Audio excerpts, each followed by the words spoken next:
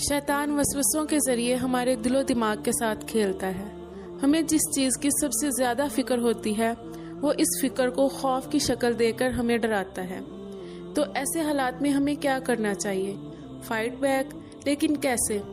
अल्लाह की पनाह मांगकर, और अल्लाह की पनाह चाहने का मतलब सिर्फ जुबान से चंद कलमात अदा कर लेना नहीं है, बल्कि इसका मतलब ये है कि आप फौरन उस वसवसे को झटक दें और अपने दिल का रुख सारी फिक्रों से हटाकर एक अल्लाह की तरफ कर लें और खुद को याद दिलाएं कि अल्लाह ही खालिक मालिक मोतबर है और उससे बड़ी कोई ताकत नहीं।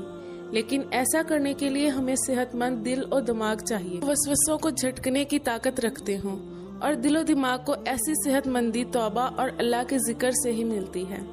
इसलिए कसरत के साथ तौबा और अल्लाह का जिक्र कर लिया करें। और अगर कभी शैतान तुम्हें उकसाए तो अल्लाह की पनाह चाहो, बेशक वो सब कुछ सुनने वाला और